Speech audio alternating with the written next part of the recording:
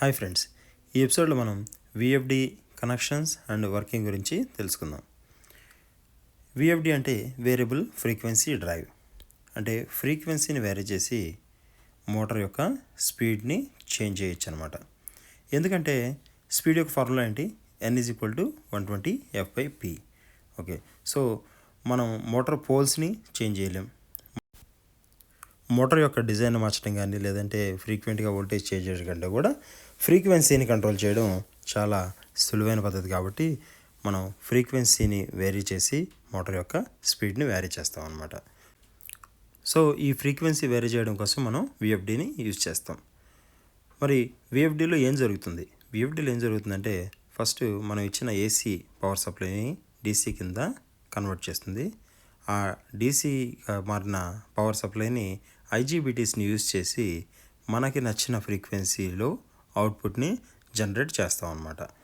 దాని ద్వారా ఫ్రీక్వెన్సీని మనం ఫ్రీక్వెంట్గా వేరీ చేసుకుంటూ మనకు కావాల్సిన స్పీడ్ని అడ్జస్ట్ చేసుకోవచ్చు. జస్ట్ ఫర్ అండర్స్టాండింగ్ ఏబీబీ విఎఫ్డిని చూద్దాం. ఈ పర్టికులర్ విఎఫ్డి 2 మోటరబుల్ వైబ్రేటర్స్ని ప్యారలల్గా కంట్రోల్ చేయడం కోసం యూజ్ చేస్తున్నాం అనమాట.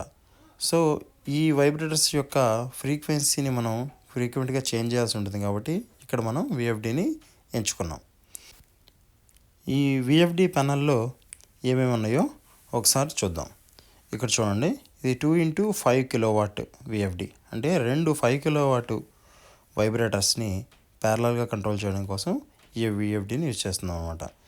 ఇది BOI స్విచ్, ఈ మనకి పారామీటర్స్ అడ్జస్ట్ చేయడం కోసం, and indicating lamps, main switch and ventilation Windows కూడా ఇచ్చారనమాట. ఇది మెయిన్ బ్రేకర్. ఓకే, ఈ మెయిన్ బ్రేకర్ ఇన్పుట్ అనేది బస్ బార్స్ నుంచి వస్తుంది. దీని అవుట్పుట్ మనం విఎఫ్డి యొక్క ఇన్పుట్ కనెక్ట్ చేస్తాం. విఎఫ్డి యొక్క అవుట్పుట్ వచ్చేటప్పటికి మనం ఇండక్టర్స్ కనెక్ట్ చేస్తాం. ఆ ఇండక్టర్స్ నుంచి ఓఎల్ఆర్కి కనెక్షన్ ఇస్తాం అనమాట. ఓఎల్ఆర్స్ ఎందుకంటే 2 మోటార్స్ ఉన్నాయి కదా, సో ఏ మోటార్లో ప్రాబ్లం ఉంటే ఆ మోటార్కి మాత్రం పవర్ సప్లై ఆగాలి. అందుకోసం సపరేటు ఓవర్లోడ్ రిలేస్ని యూజ్ చేసాం అనమాట.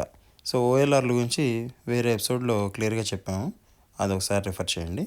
సో ఇక్కడ 5 కిలోవాట్ అంటే దాదాపు ఒక 8 to 10 యాంపేర్ తీసుకుంటుంది కాబట్టి యాంపేర్ సెట్టింగ్ ఓఎల్ఆర్లో ఆ విధంగా మనం సెట్ చేస్తాం.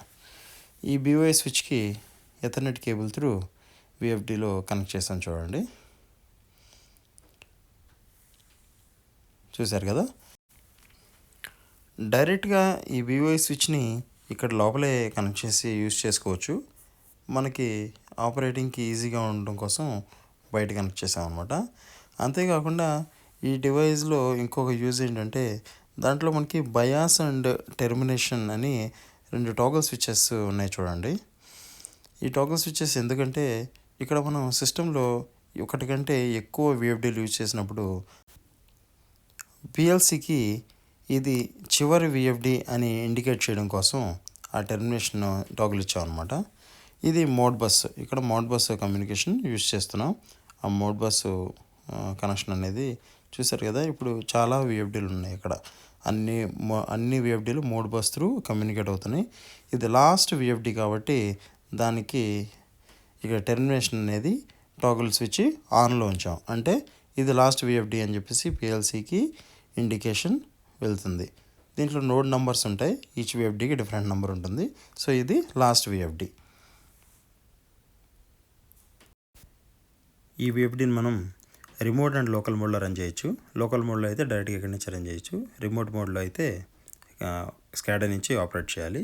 దానికోసం ఈ communication different type of relay అవసరం అనమాట.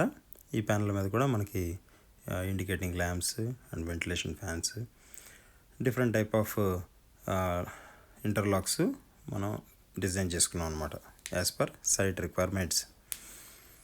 ఇక్కడ మనం చూడొచ్చు ఈ కనెక్షన్స్ అన్నీ డిఫరెంట్ క్యాబిన్లో ఉన్నాయి for security reasons. Okay, so ఇవి మోటార్ కనెక్షన్స్. 2 మోటార్లకి 6 టెర్మినల్స్. మిగిలిన కంట్రోలింగ్ మొత్తం ఈ క్యాబినెట్లో ఉంది. పవర్ ఏమో ఆ క్యాబినెట్లో ఉంది. పైన ఈ వెంటిలేషన్ విండో ఉన్న ఛాంబర్ అంతా బస్ బార్స్ అనమాట.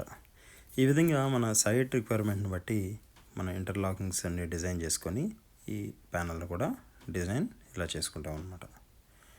ఇందాక చెప్పినట్టు మనం విఎఫ్డిని లోకల్ అండ్ రిమోట్ మోడ్లో రన్ చేయొచ్చు అని చెప్పాను కదా. దాని సెలక్షన్ అనేది చూడండి, ఇక్కడ బీఓఐ స్విచ్లో లోకల్ అండ్ రిమోట్ సెలక్షన్ ఉంది. లోకల్ అని సెలెక్ట్ చేసామనుకోండి, దీన్ని ఇక్కడి నుంచే ఫ్రీక్వెన్సీని అడ్జస్ట్ చేసుకోవడం, స్టార్ట్ స్టాప్ అనేది చేయొచ్చు.